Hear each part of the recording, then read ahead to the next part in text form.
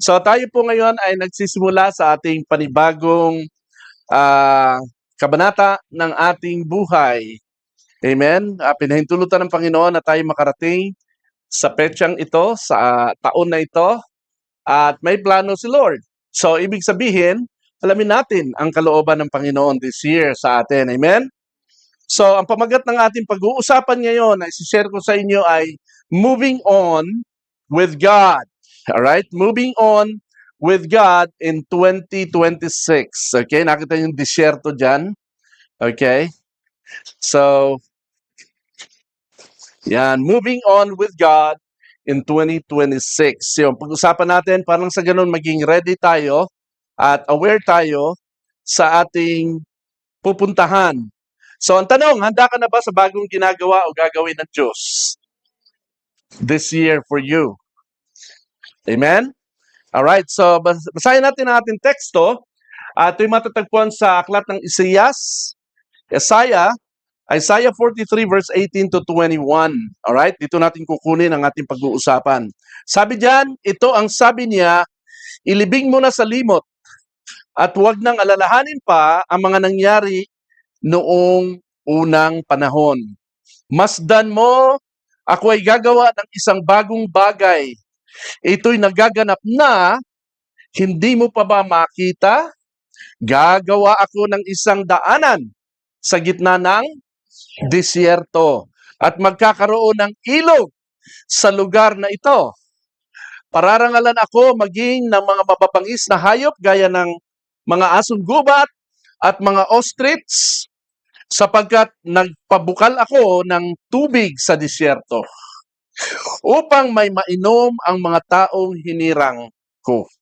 Nilalang ko sila upang maging aking bayan, upang ako'y kanilang laging papurihan.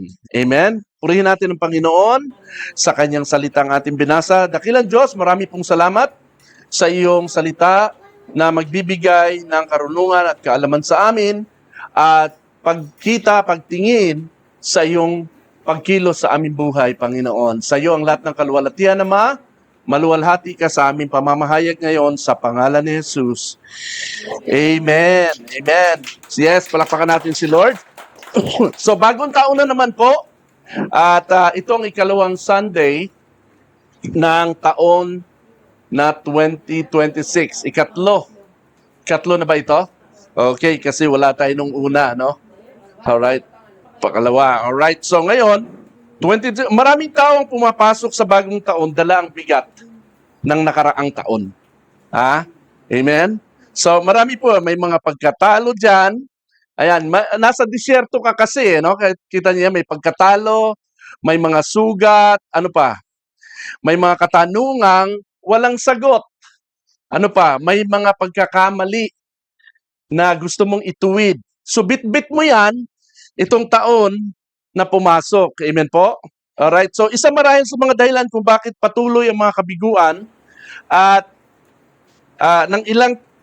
ng mga tao, taon-taon na lang, at dahil sa pagkalugmok natin sa trauma, parang nakakulong tayo sa trauma ng nakaraan at hindi sa mga positibong maaaring gawin ni Lord sa hinaharap.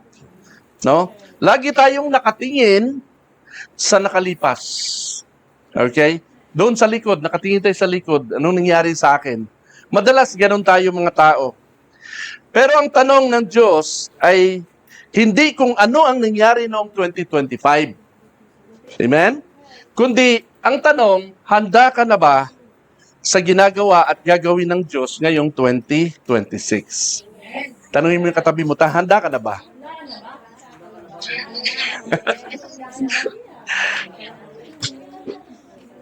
Alright? So, kita niyo yung mga larawan ng mga Hudyo dito, masdan mo ako'y gagawa ng isang bagong bagay at ito'y nagaganap na. Nangyayari na, hindi nila nakikita. Dahil sa larawan na pinili ko, yan nakapikit sila lahat.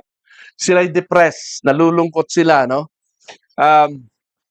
So, dahil sa mga, nakatingin sila sa nakaraan. Ano po? So, malupit kasi ang nakaraan ng mga Hudyo. Meron silang dahilan kung bakit sila malugmok. So, wag daw tayong tumingin. Masdan mo, sabihin natin, masdan mo. Ibig sabihin, buksan mo ang iyong mga mata. Dahil may ginagawa si Lord na hindi mo nakikita dahil parati ka na lang umiiyak. Parati ka na lang nakapikit dahil sa nakalipas. Ang mensahe ng Diyos para sa atin this year, 2026, malinaw po. No? Unang-una, number 1, let go of the past so you can see the present. No? Let go of the past so that you can see the present. Ang tanong doon, paano mo i-let go ang nakaraan? Ano ba tayo mag-let go ng nakalipas? Sabi sa Isaiah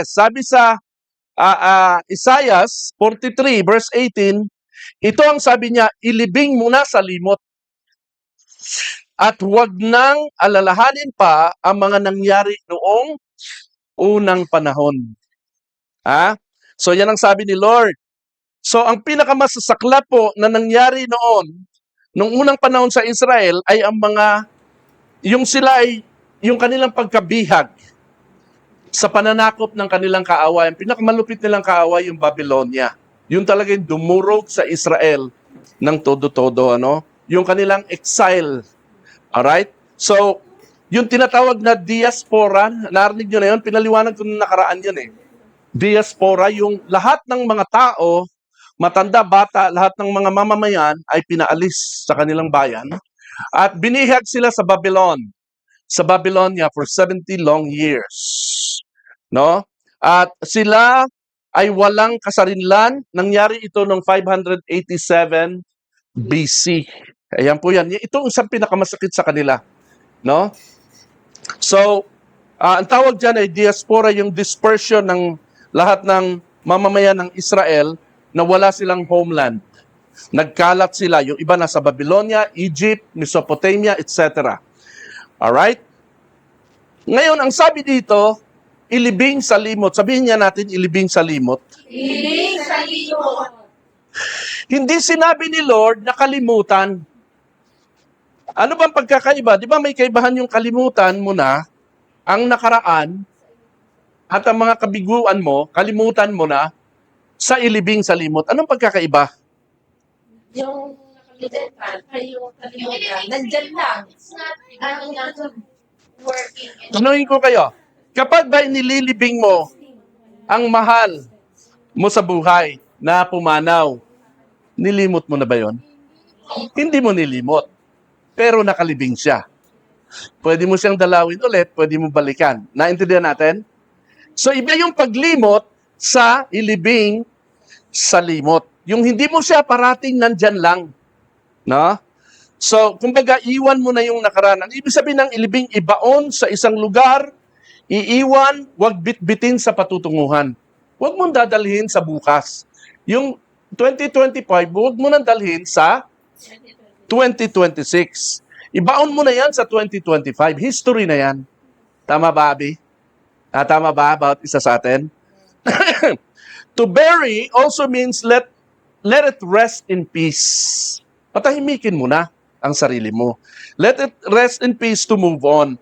Pero pwede mong balikan paminsan-minsan bilang pag-alaala tulad ng pagdalaw mo sa iyong namayapang kaanak. Nilibing mo na pero hindi mo nilimot. Tama ba? So iba yung paglimot sa paglilibing ha. Huwag kang manatiling nakatira sa sementeryo ng iyong kabiguan. Naintindihan natin? Ng iyong nakaraan. Alright? May dalawang klase po ng past. Sabi mo sa iyong katabi, may dalawang klase ng past. Okay?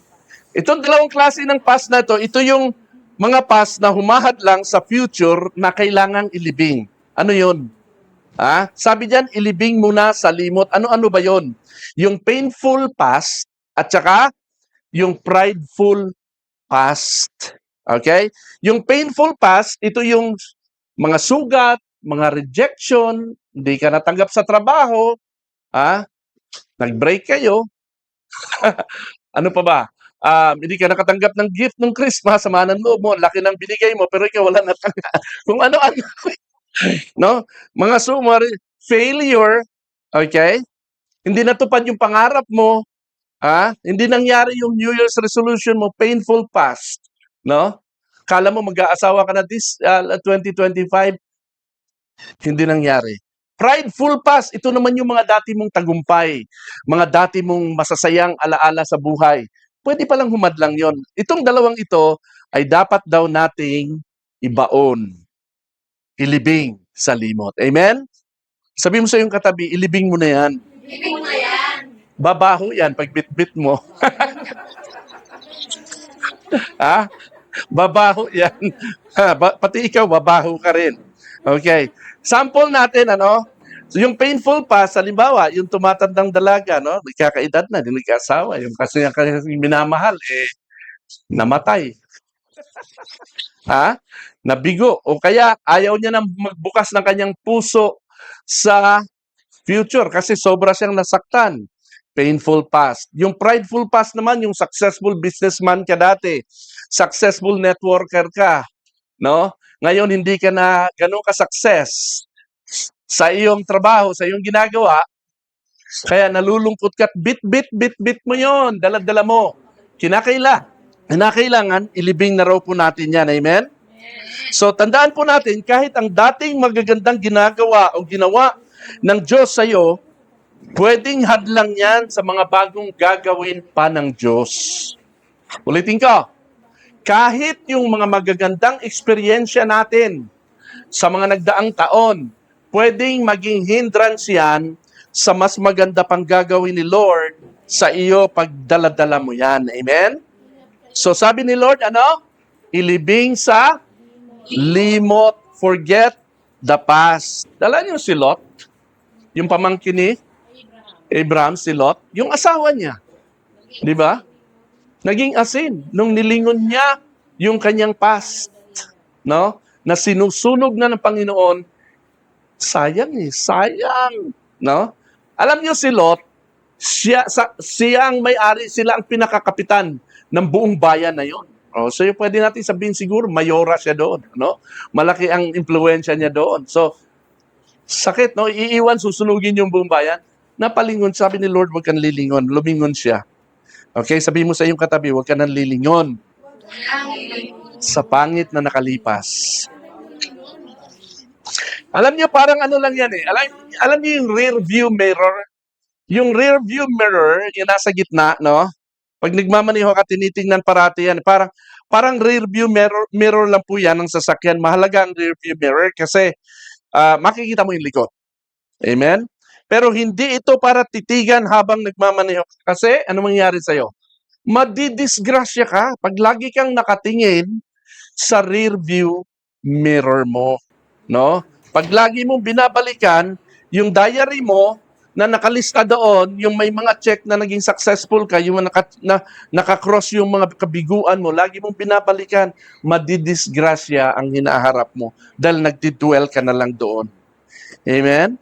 Mayroon ako papakita sa inyong isang example na pwede nating gayahan. Naging successful siya pero dati siyang nagsimula sa walang-wala. Kilala siyang tao at pakinggan natin Abraham Lincoln was born in a small one-room cabin. His family was very poor and had to move several times, so his childhood was far from perfect. He faced failures and disappointments throughout his whole life. At the age of 9, Abraham lost his mom due to an illness and became heartbroken. Like any child, he missed his mom so much. But a year later, his father married a widow with 3 children, and Abraham became so fond of her and so close to her that he called her mother. She was able to fill the enormous void in his life after the loss of his biological mother. Abraham Lincoln was not very fond of the physical labor that came with the farm life, but he loved to read. And because he had to stay home to help rather than go to school, he only had 1 year of formal schooling. But that did not mean that he stopped learning and improving his mind. He basically educated himself by borrowing books and studying on his own. He read every book he could get his hands on. He never attended college, and even his law degree was a result of self-education. He had a lifelong interest in learning. His life was filled with failures, disappointments, and defeat. But he decided to never give up. He was born in poverty. He lost his mom. He lost his job. He lost 8 elections. He failed twice in business. The second time, he had to borrow money from a friend to start his business, but he failed and went bankrupt. So he spent the next 17 years of his life paying off this debt. He was engaged to a beautiful lady who he loved dearly, but his fiancée died and he became heartbroken. Because of that, he suffered a total nervous breakdown and spent 6 months in bed. He then got married and had 4 sons, but he lost 3 of them. They never reached adulthood. Only one survived. After many losses, many rejections, many disappointments, many failures, he was elected as President of the United States. His success story is a living proof that you can be born with no advantages and fail many times, but still achieve amazing things and actually make a difference. Nothing and nobody can stop you from learning and improving. So don't accept the limitations of your birth, because the best way to predict your future is to create it. Take one day at a time and believe that with hard work and not giving up, great things will eventually come. I'm a slow walker, but I never walk back. Amen. Palakpakan natin si Lord. Napakaganda ng kwentong yun. Very inspiring. Let go of the past so you can live on the present. So, baka pag give up mo, konti na lang nandyan na, abot kamay na. Hindi mo pa nakuha dahil huminto ka. Okay? Para ka maging total failure, hindi mo mabuti yung nakuha ang iyong pangarap, ang kalooban ng Panginoon sa iyo, ay ang quitting. There's no place in quitting. Amen? So, this year, sa pasimula nitong 2026, tanong mo sa sarili mo, ano-ano ba yung mga bagay na dapat ko nang bitawan? Ano-ano po ba yon? Mga dapat kong bitiwan. May galit ba akong daladala? May takot ba akong naipon? May mga mali ba akong nagawa sa sarili na kailangan kong iwasto? May mga kasalanan ba akong hindi pa isinusuko? Ano-ano ba yun? No? Tanong mo sa sarili mo yan. Hindi ka dadalhin ng Diyos sa mga bago niyang ginagawa kung hindi mo mabitaw-bitawan ang luma. Amen. Nakadikit ka kasi doon eh. Ayaw na ng Lord noon. Gusto niya fresh start. Amen. Sabi nga sa Philippians 3:13, but I focus on this one thing, forgetting the past and looking forward to what lies ahead. I press on to reach the end of the race and receive the heavenly prize for which God through Christ Jesus is calling us. Yan po ang una dyan, ano? So pangalawa, open your eyes to see new things from God. Buksan mo ang iyong pananaw. Sabi nga ng verse, masdan mo. Sabihin natin, masdan mo. Ako ay gagawa ng isang bagong bagay. Pangako ito ni Lord. Ito'y nagaganap na nga at hindi mo pa ba nakikita. So kumbaga may nangyayari na, hindi mo pa lang nakikita. Okay? Kumbaga, hindi mo pa lang nauunawaan. So open your eyes, ang sabi diyan. Take note, hindi sinabi dito ng Diyos na gagawin ko pa lang. No? Ang sabi niya diyan, ito'y nagaganap na. Ang ibig sabihin ng nagaganap na, kumikilos na ang Diyos at hindi mo lang napapansin 'yon kasi sa likod ka nakatingin. No, doon sa rear view mirror ka nakatingin parati. Okay? So, yun po yan.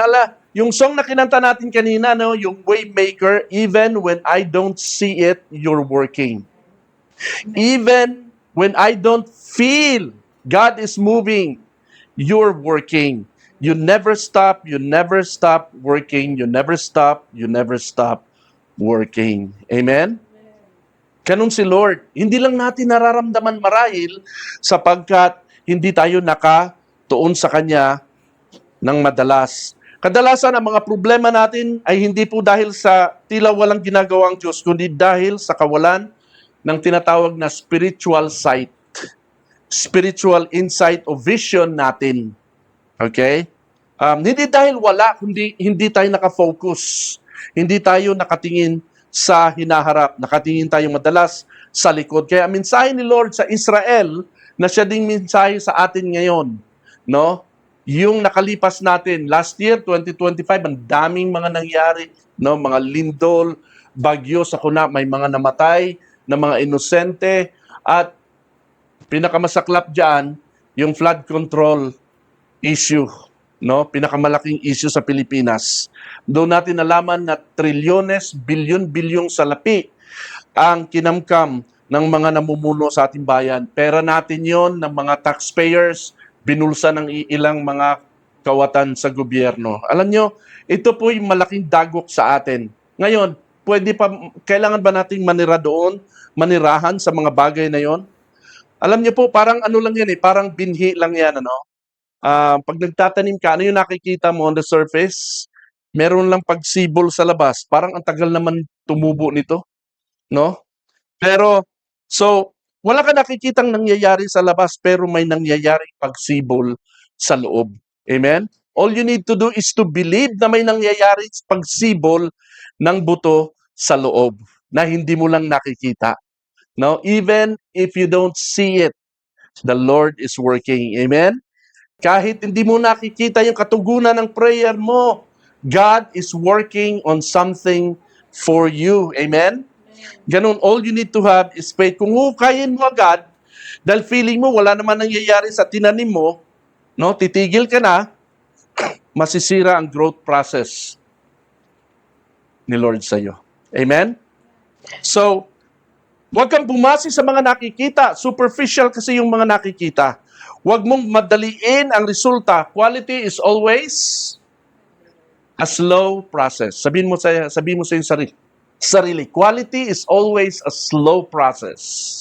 It is always process. Parang itong minamadali ng mga relista yung, kulong na yan. Pero sabi ng presidente, huwag nating madaliin para hindi tayo sumablay.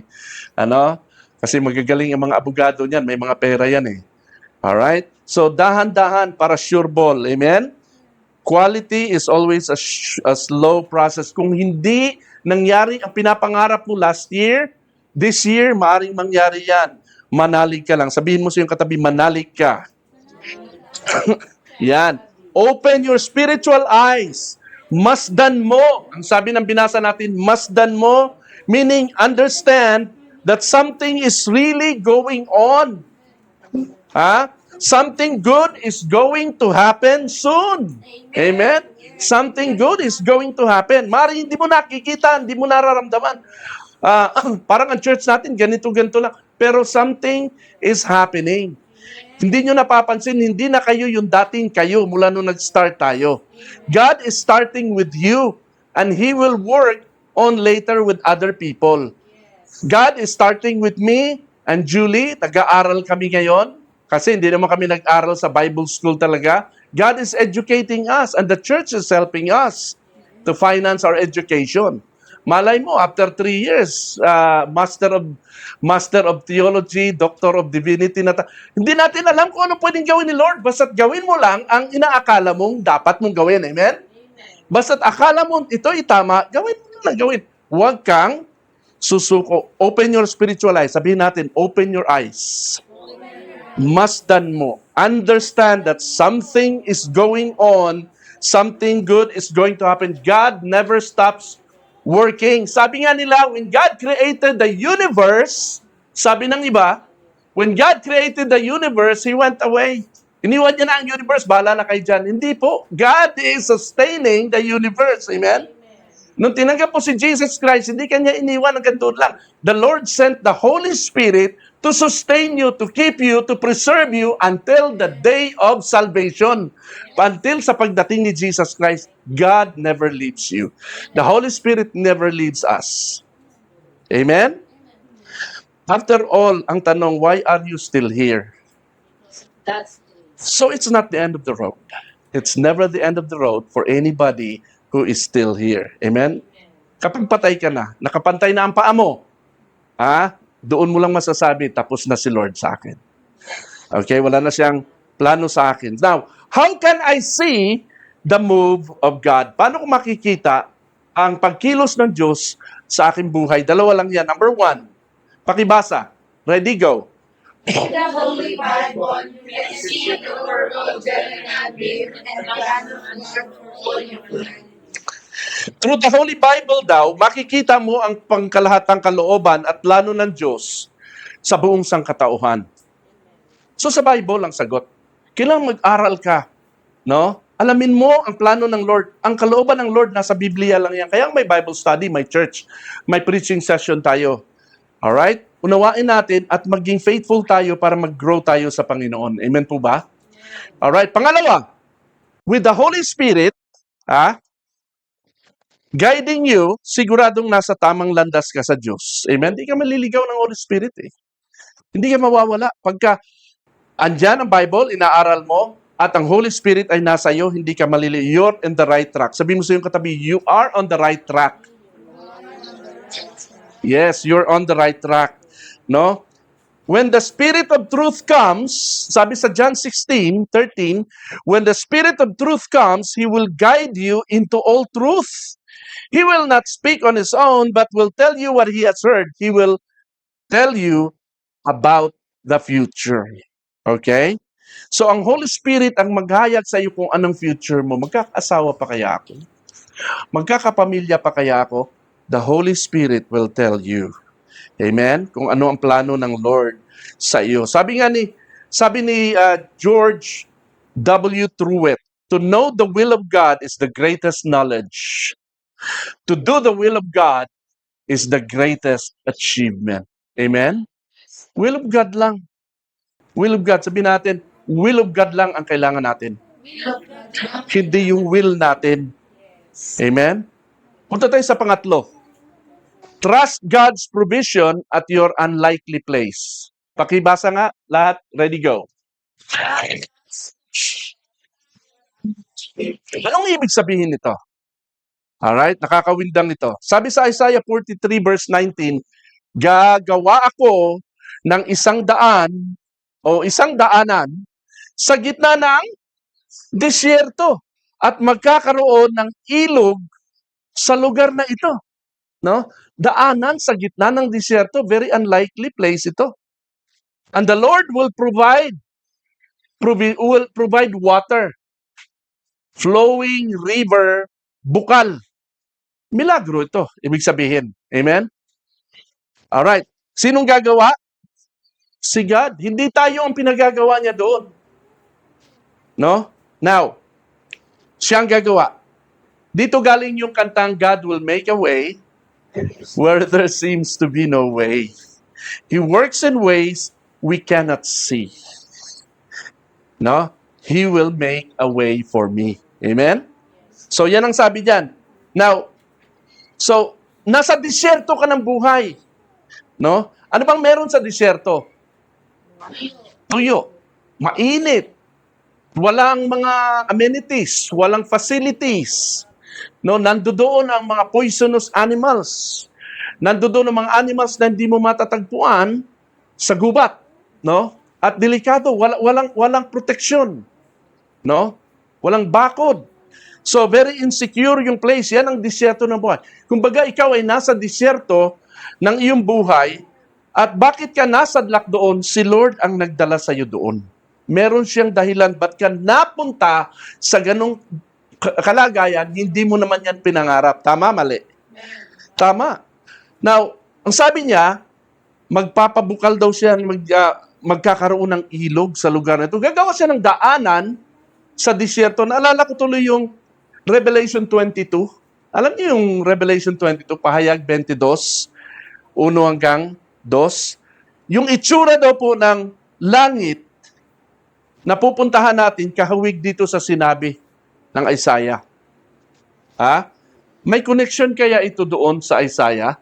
Kasi ang sabi niya doon, pahayag 22:1 hanggang 2, ipinakita rin sa akin ng anghel ang ilog ng tubig na nagbibigay buhay. Ang tubig nito ay sinlinaw ng kristal, ay bubukal mula sa trono ng Diyos at ng Kordero at umaagos sa gitna ng lansangan. Pansinin nyo trono, tapos may ilog sa gitna, tapos nandoon yung golden streets.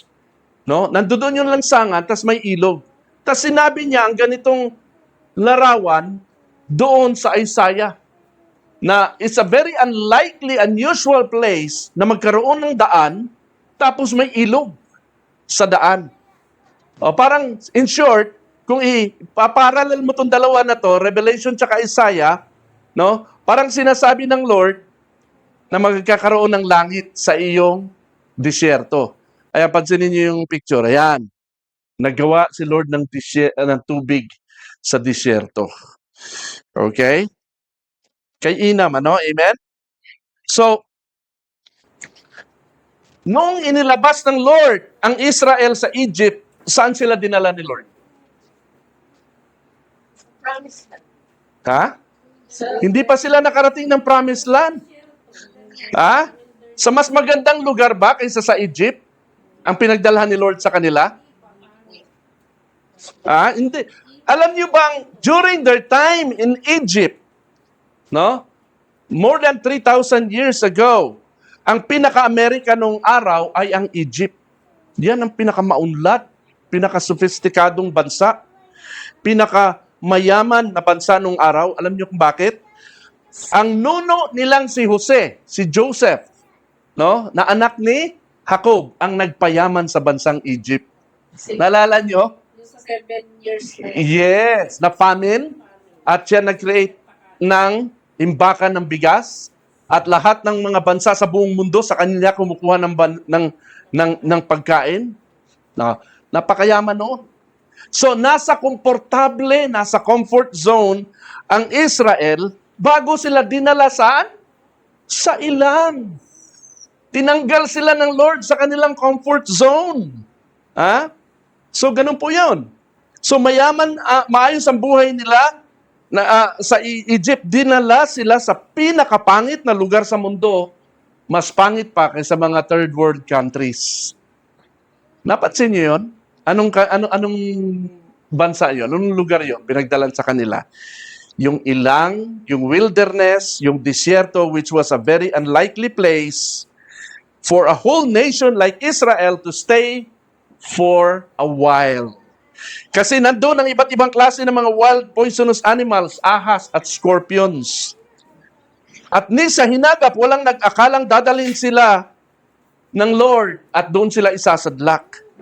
Kahit si Moises, di ba ayaw? Ayaw ni Moises pangunahan ng Israel. Tumatanggi siya noon. Di ako magaling magsalita, Lord. Ayaw ko niyan. Si kapatid ko na lang. Si Aaron. Kahit si Pharaoh, ayaw silang paalisin sa Egypt. At kahit yung buong Israel mismo, ayaw nilang umalis sa Egypt. Pero, dinala sila ng Lord doon. Amen? Sa ilang. Ang disyerto ay lugar ng kakulangan, uncertainty, lugar ng insecurity, etc. You name it. May magandang hangarin ka sa pamilya mo, pinagpipray mo, nagpakatino ka sa buhay, nag-aral ka, nagpakahusay ka, pero nitong 2025, God took you to some wilderness in your life because He has a divine plan, a divine purpose na hindi mo palang nauunawaan sa ngayon. Amen? Katulad ka rin sa Israel noon. Sabi mo sa iyong katabi, para kang Israel. Yan. Sabi niya, gagawa ako ng isang daanan sa gitna ng disyerto at magkakaroon ng ilog sa lugar na ito. Yang bagay na yan, hindi yan nakikita pa ng Israel nung unang panahon nung pinangako yan. Amen? Pero ginagawa na yan ng Diyos. Hindi man nila nakikita. So ang ginawa ng Diyos, inalis sila sa Ehipto, 6 million Jews. Naglakad papuntang wilderness. No? That was 1500 years BC. Okay?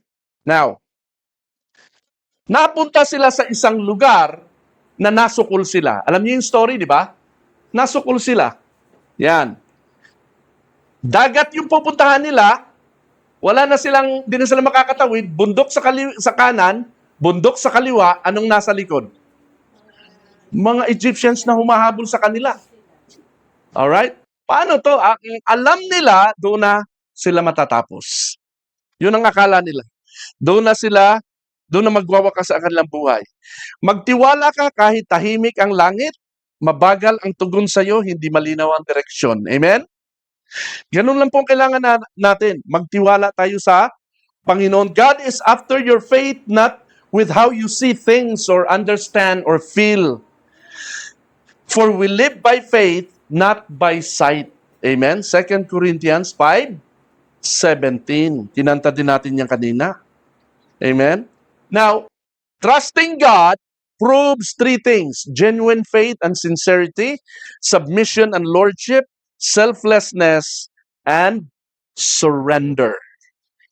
No? Ito ang kailangan natin doon sa moment of truth ng mga problema sa buhay. So, and then God made a way at a very unlikely place doon sa kanilang wilderness. Alam nyo ng kasunod na nangyari?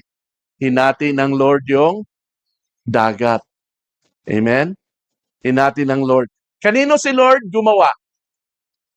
Sino ang ginawa niya ng paghati ng dagat? Ang mga Israelites. Pwede namang gawin ni Lord, palindulin niya eh. Yung bundok, tatabunan ng bundok, yung mga humahabol na mga kaaway. Pero he did not work on the enemy. He worked on his people. He made a miracle.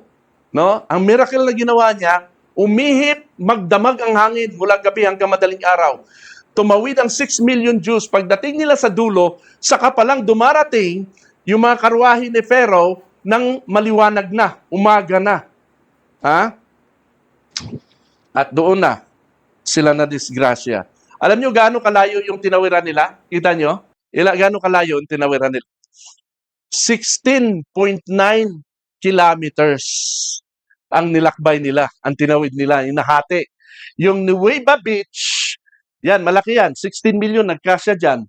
Tapos tumawid sila sa Saudi Arabia, 16.9 kilometers mula dito hanggang ano yan eh, hanggang Commonwealth, dyan sa may parting Holy Spirit. Ayan, Barangay Holy Spirit. Ganun kahaba yan. Now, ito pang isang matindi dito. Walang nag-aakala until noong 1970. Na-discover nila na meron palang underwater bridge. Land bridge. Na nung hinawi ng Lord ang tubig, tumawid sila doon na meron silang nadaanang tulay na makinis. Sabi doon, they walk on dry land. Yun, ganun katindi yun. Prepare ng Lord. Milagro ito ng Panginoon. This is God making a way for the Israelites. Amen? Noong 1970, na-discovery po yan na merong underwater bridge. Maraming hindi naniniwala sa account ng Red Sea Crossing. Pero, alam po, noong 1970, napatunayan po yan, merong tinatawag na sonar system. Alam niyo yung sonar system? Yung parang x-ray? Yung, tawag nun, yung sa baby? Anong ginagawa nun? Ultrasound, kumbaga sa buntis. Sonar system naman pagka sa tubig para sukatin yung mga lalim at formation ng ilalim ng dagat. Ito ang lumabas sa sonar system na magkadugtong yung Egypt at saka Saudi Arabia sa magitan ng land bridge na doon tumawid ang Israel. Tapos bangin yung magkabilang gilid, 5,000 plus meters ang lalim, meters ba o foot, no? At nakita yan sa sonar system. Ayan yung underwater bridge, doon sila tumawid. Amen? Milagro. Sabihin mo sa iyong katabi, may miracle si Lord sa iyo. Ang imposible sa tao ay paboritong stage ng Diyos para i-demo ang kanyang kapangyarihan. Amen po ba? Yes. Pagka imposible na, at the end of the road ka na, sa tingin mo, doon mo makikita ang pagkilos ng Lord. Amen? Kung puro karangyaan, kaginhawaan at komportabling buhay, Egypt lamang ang meron ka, hindi mo mararanasan ang magic ng Diyos. Hindi mo mararanasan ang kapangyarihan ng Ama. Kapangyarihan lang ng salapi ang mararanasan mo. Amen? Ang mga Israelites po, inalis ng Diyos sa komportabling buhay nila sa Egypt at dinala sila sa ilang upang ituro sa kanila kung paano ang tunay na pagtitiwala sa Diyos for their daily bread. Alam niyo, pag marami kang pera, hindi mo isipin ng bigas eh. hindi mo iisipin ang pagkain mo. But pag dumating yung time na nasa wilderness ka na, hindi mo alam saan ka kukuha ng pagkain, the Lord will provide manna. Amen? Manna yung pagkain nila doon eh. Food from heaven. Yan ay upang ipamalas ni Lord ang kanyang presence araw at gabi in a pillar of cloud by day and a pillar of fire by night. Exodus chapter 13 verse 21 po yan. So tulad po ng mga diskaya ngayon, mabanggit ko lang, dinala sila ng Diyos sa disyerto ngayon ng kanilang buhay. Sapagkat dati sila ay namumuhay Egypt. Amen? Sa Ghana. Ngayon nasa disyerto sila. Ang kailangan lang nilang gawin ay magtiwala na lang sa Panginoon. We cannot judge these people. Lahat tayo ay pare-pareho tayo ng footing sa Panginoon, makasalanan tayo. No matter how good and righteous we are as we see it. Amen? Lahat tayo ay makasalanan. Tayo ay may pagkilos si Lord. Sabi mo sa iyong katabi, may pagkilos si Lord sa iyong buhay.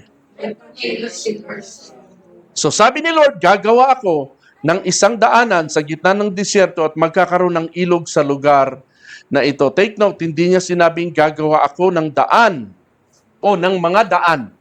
Ilang daan lang sinabi niya? Ilang daanan? Isang daanan lang. There's only one way, Jesus. Amen? John 14:6. I am the way, the truth, and isa lang ang daan mo out of this problem of sin. Isa lang ang daan mo para magkaroon ka ng hope sa buhay mo, si Jesus Christ. Gagawa si Lord. Sinong gagawa? Tayo? Good works? Hindi. Siya ang gagawa para sa atin. God will make a way. Amen? There's only one way. Jesus is the way. Amen? Gagawa ako ng daan. Isang daanan lang ang gagawin niya. Hindi niya sinabi, hanggang kailan ka sa disyerto? Lord, ano ba ito, Panginoon? Tagal-tagal ko ng ganito ang buhay ko. Hanggang kailan ba ako dito? Hindi niya sinabi. At hindi rin niya sinabing babaguhin niya ang anyo ng disyerto mo. Ang sabi lang niya, magpo-provide siya sa iyo. Magkakaroon ng ilog sa disyerto mo. Ang ibig sabihin noon, hindi ka matutuyuan. Pag may ilog, fresh ang lahat ng halaman, lahat ng puno sa tabi ng ilog. Ang mga hayop ay makakainom, mabubuhay sila. Sa gitna ng disyerto, mabubuhay pag may ilog. Ang disyerto ay karaniwan walang ilog, pero magpo-provide si Lord. Amen? So, ang ibig sabihin noon, fresh ka palagi kay Lord. Hindi ka pagkukulangin ng Diyos sa disyerto mo. Laging tandaan kung ano man ang kalagayan mo ngayon, mga anak ng Diyos, makinig kayo, kung ano man ang kalagayan mo ngayon, saan ka man nilagay ni Lord, ano man ang sitwasyon mo sa iyong buhay, kalooban ng Panginoon yan. Kahit kasalanan mo pa kung bakit ka nagkaganyan, kung bakit ka nandyan. Sapagkat si Lord, hindi niya paintulutan ng isang bagay na mangyari kung hindi niya ipinagkaloob. So dahil nandiyan ka sa kalagayang yan, huwag kang magreklamo, huwag kang umangal, kundi lalo kang magpuri sa Panginoon sapagkat nakarinig ka na mensaheng ito, nare-realize mo ang kalooban ng Panginoon. Amen? So kung saan ka nilagay ni Lord, yan ang disyerto mo. Kung ikaw ay nasa Egypt, marangya ang buhay mo, hindi ka nakararanas ng kahirapan, ng kagipitan, ng disyerto, ng kawalan, mag-isip-isip ka. Dahil ang bayan ng Diyos, inalis ng Lord sa marangyang Egypt, dinala sa wilderness, sa disyerto. Kaya ang Panginoon, nung si Jesus ay bumaba rito sa lupa, ang mga mahihirap ang kanyang binigyan ng pansin sapagkat sila yung mga nasa disyerto. Sila yung mga makasalanan, mga nagkukulang, mga nangangailangan ng tulong, nangangailangan ng habag. Amen? So, you have to move on with God this year. So, kung ano man ang kalagayan mo, kung ikay anak ng Diyos, diyan ka, niligay ka ni Lord. Doon siya magpo-provide sa iyo, doon siya kikilos sa iyo, doon mo mararanasan ang new life in Jesus. Doon mo madadakila ang pangalan niya. Doon ka lalago at titibay sa tiwala mo sa Kanya at doon ka bandang huli mananatili hanggang wakas ng iyong buhay. Amen? Again, litin natin, sa pagsisimula po ng 2026, gawin yung sukatan ito, bitawan ng kahapon.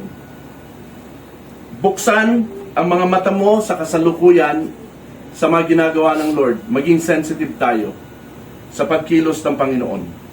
Magtiwala ka sa iyong sa Diyos, sa iyong hinaharap. Huwag mo siyang pangunahan. Amen? Bigyan kita ng final challenge. Ito ang pinaka-final challenge ko sa atin. This year, subukan mo kayang huwag humingi ng pagpapala sa Diyos. Ni minsan. Alisin mo sa prayer mo yung Lord bless me. Subukan mo lang. Baka ito yung isang bagay na hindi mo pa nagawa o ginagawa. All throughout the year, nanghihingi ka sa Lord. Hinihiling mo, Lord, pagpalain mo ako. Lord, bless my family. Subukan mo lang kaya. This year, huwag ka nang humiling. No? Parang isang bata lang na hindi humihingi ng baon, pero sinisipagan lang niya. Pinapakita lang niya ang kanyang pagmamahal sa mga magulang niya. Okay? Subukan mo kaya, huwag kang humiling. Ang gawin mo lang, maging tapat ka sa Kanya sa lahat ng bagay na alam mong gusto niya. Kung ano man yung gusto niya, hindi ko na para sabihin pa sa iyo kung ano yung gusto ng Diyos. Kung ano yung sa palagay mong gusto ng Diyos, gawin mo lang, maging tapat ka lang. Baka ginagawa mo naman na, pero hindi ka lang faithful eh. Gawin mo lang yon. Bilang papuri mo yon sa Kanya. So, basta anumang bagay yon na kinalulugod ng Diyos, gawin mo lang bilang handog papuri mo. Okay? Pwede ba yon? And then, by the end of this year, kukwento mo sa atin, magkaroon tayo ng sharing, end year sharing kung anong ginawa ng Lord sa atin by the end of this year. Okay? Subukan lang natin yung something new na hindi nyo pa nasusubukan. Alright? Sa Panginoon, let's pray. Panginoong Ama, tinatalikuran namin ang bigat ng nakaraan, binubuksan namin ang aming mga mata sa iyong ginagawa ngayon at sa mga gagawin pa. Nagtitiwala po kami sa iyo ngayong taon na 2026. Lalo mo kaming gawing bayang magbibigay ng papuri sa iyo this year, Lord. In Jesus' name, Father. Amen. Maraming salamat sa lahat na nakapanood ng video na ito. Subaybayan niyo po ito hanggang sa susunod na Sunday for some exciting messages. Thank you and God bless you all.